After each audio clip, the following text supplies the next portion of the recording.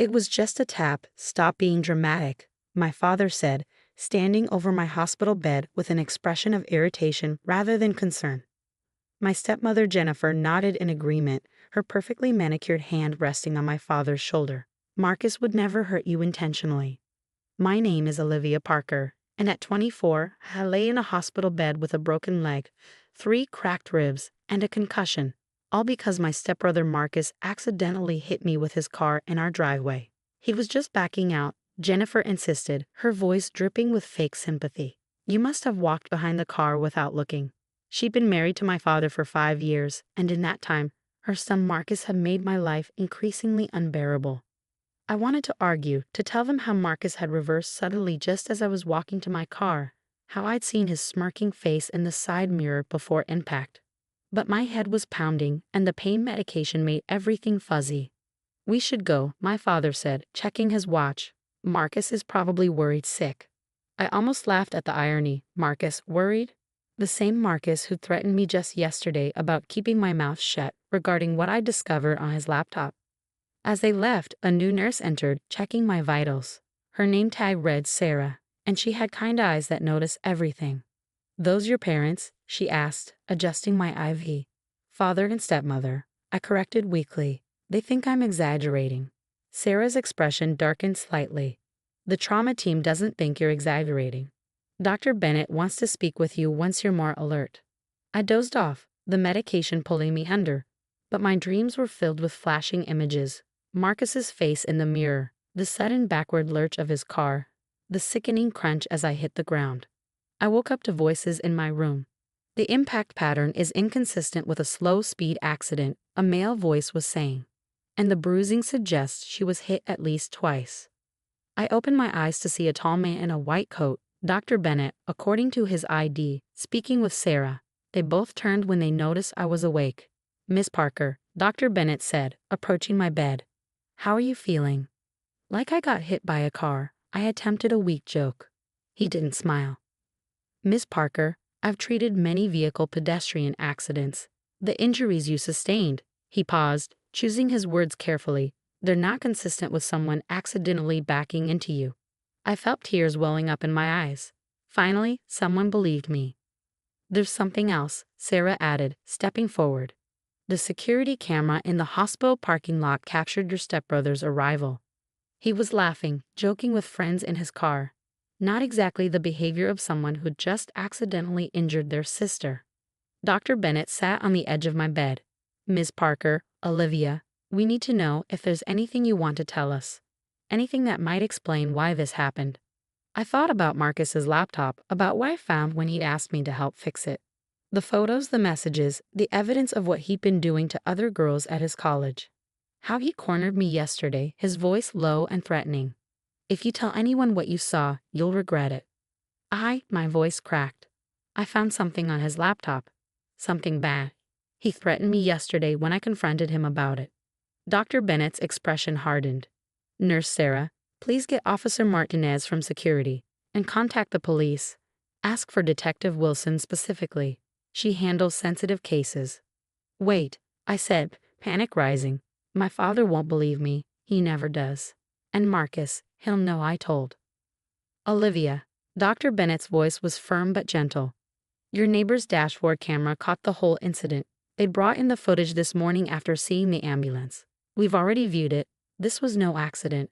This was attempted vehicular assault. I felt the world shift slightly. There was proof. Actual proof. But that's not all, Sarah added. Your stepbrother made a mistake. He bragged about it on social media, sent messages to his friends about teaching his nosy stepsister a lesson. One of his friends, apparently with a conscience, forwarded everything to the hospital's patient advocacy department. For the first time since the impact, I felt something other than pain and fear. I felt hope. You're safe here, Dr. Bennett assured me. We flagged your room for restricted access. Only authorized medical personnel allowed. And once Detective Wilson arrives, we can discuss what you found on that laptop. As if on cue, my phone buzzed with a text from Marcus. Hope you learned your lesson about keeping secrets. Next time you won't get off so easy. I handed the phone to Dr. Bennett, who read the message, his jaw tightening. Save that, he said to Sarah, who was already documenting it. Detective Wilson will want to see everything. For 5 years, I'd watched my father choose Jennifer and Marcus over me, dismiss my concerns, ignore the escalating incidents. But now, lying in this hospital bed, I realized something had shifted. I wasn't alone anymore, and Marcus's accident was about to backfire spectacularly. "Get some rest," Dr. Bennett said, standing. "The next few days might be challenging, but we've got your back." As I drifted off again, I heard him speaking quietly to Sarah. "Contact its security. We need to make sure all the evidence is preserved. Something tells me this is just the tip of the iceberg." He had no idea how right he was. Detective Wilson arrived later that afternoon, her presence filling my hospital room with a quiet authority. She wasn't what I expected, middle-aged with gentle eyes but a sharp gaze that missed nothing. "Let's talk about what you found on Marcus's laptop," she said, pulling up a chair. "Take your time." I took a deep breath, wincing at the pain in my ribs. He asked me to help fix some software issues last week. While I was working on it, I found a hidden folder. Inside were photos of girls from his college.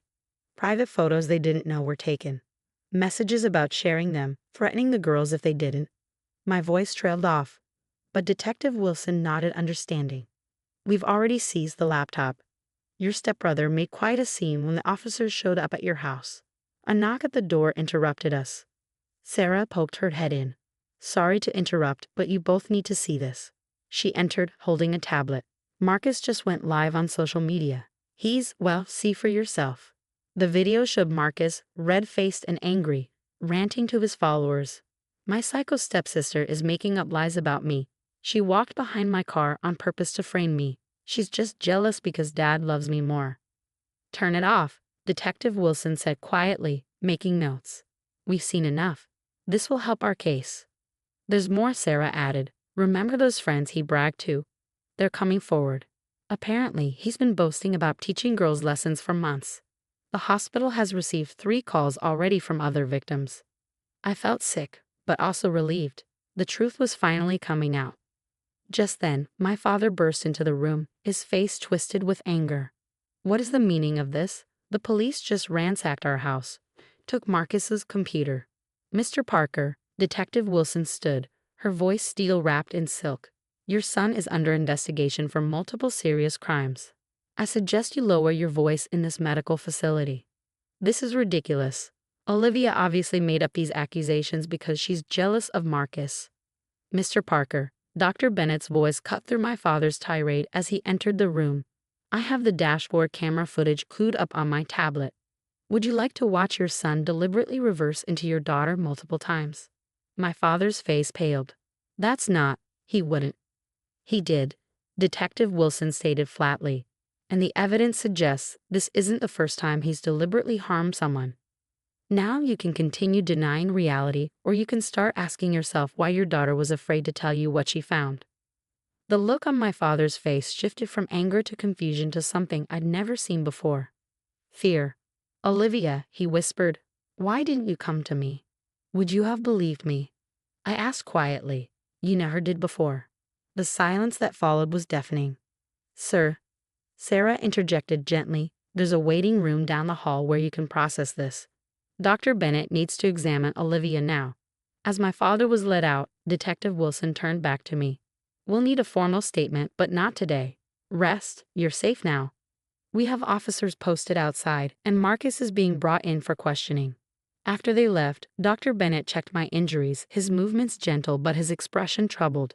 "Your x-rays showed some older fractures that never properly healed. Want to tell me about those?" I thought about the times Marcus had accidentally pushed me downstairs, the playful shoves that sent me into walls, all the incidents my father and Jennifer had dismissed. "They wouldn't have believed me then either," I said softly. He nodded, understanding. "Well, they'll have to believe the medical evidence now. And Olivia, the hospital's victim advocacy team has already been assigned to your case. You'll have support every step of the way."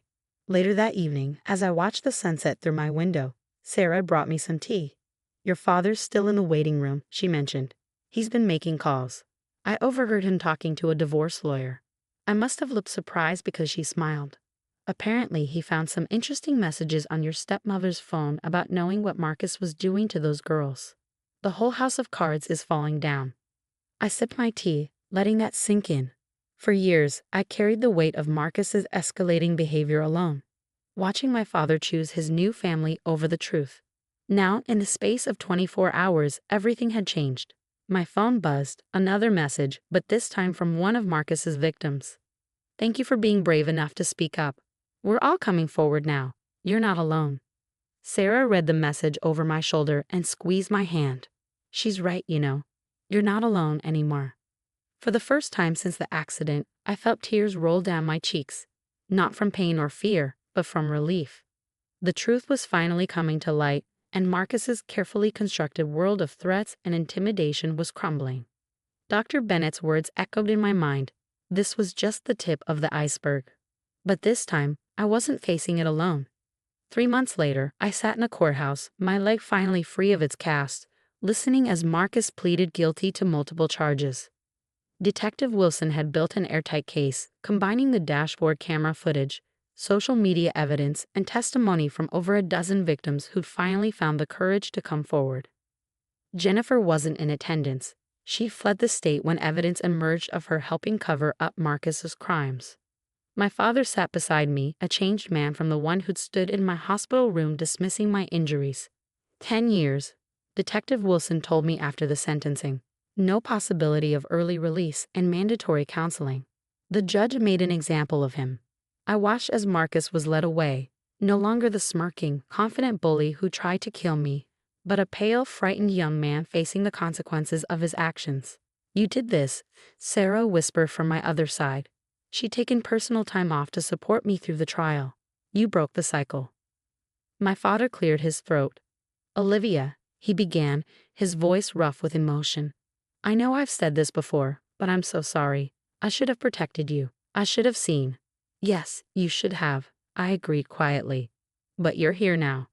The changes in my life since that day in the hospital had been profound. The victim advocacy team had helped me find a therapist who specialized in family trauma. My father, after filing for divorce from Jennifer, had started attending counseling sessions with me, slowly rebuilding the trust he shattered. Dr. Bennett had become a regular visitor during my recovery, checking on me long after I'd left the hospital. Sometimes he told me, "It takes one person believing you to change everything." Outside the courthouse, reporters waited with cameras. Marcus's case had gained national attention, sparking discussions about family violence and the importance of believing victims. I'd received hundreds of messages from others sharing similar stories, thanking me for speaking up. "Miss Parker," one reporter called out, "how do you feel about the sentence?" I paused, considering my response. "Justice isn't just about punishment," I said finally. "It's about breaking silence. About standing up and saying this isn't okay, even when the people who should protect you look the other way." My father flinched beside me, but kept his hand steady on my shoulder. Back home, my new home, a peaceful apartment far from the house where Marcus had terrorized me, I found an unexpected delivery. It was a package from the college where Marcus had found his victims. Inside was a formal letter. "Dear Ms. Parker, your courage in coming forward has led to significant changes in our campus security and reporting procedures. We would be honored if you would consider speaking at our upcoming Student Safety Symposium." Sarah, who'd come over to celebrate the end of the trial, read the letter over my shoulder. "You should do it," she said. "Your story could help so many others." "Our story," I corrected her. "I wouldn't be here without you and Dr. Bennett believing me that day." My phone buzzed. A message from Detective Wilson. "Check the news. Jennifer was just arrested in Florida. Apparently, there were other victims before you. The truth always comes out eventually." I thought about the scared, silent girl I'd been just 3 months ago, watching Marcus swagger around with impunity while my father and Jennifer dismissed every red flag. That girl was gone, replaced by someone stronger, someone who'd found her voice. "You know," my father said, setting down his coffee, "I'm selling the house. Too many bad memories. The realtor thinks it'll go quickly, and I'd like you to have half the proceeds, to help build whatever future you choose." It wasn't about the money. I'd already refused his previous attempts at financial amends. But something in his voice, the genuine desire to make things right, touched me. "How about we donate it?" I suggested. "Set up a foundation to help other victims of family violence, give them the support system I finally found." The smile that broke across his face was real, perhaps the first genuine one I'd seen since before he met Jennifer. I think that's perfect. Later that night, after everyone had left, I stood on my balcony, breathing in the cool evening air. My phone was full of messages, from other survivors sharing their stories, from the advocacy team with updates on the foundation plans, from Dr. Bennett checking in.